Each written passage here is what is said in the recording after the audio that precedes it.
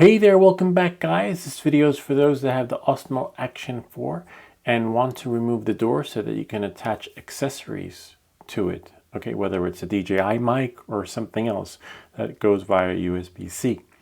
So what you want to do is open the door, right, like that.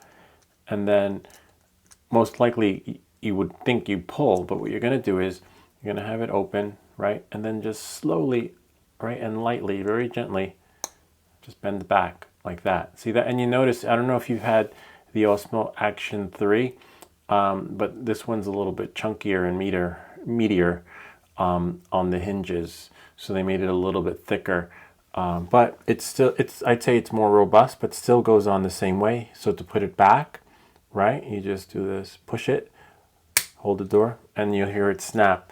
It's supposed to be waterproof. But I don't think I'll be swimming with this anytime soon. I didn't swim with the last one either.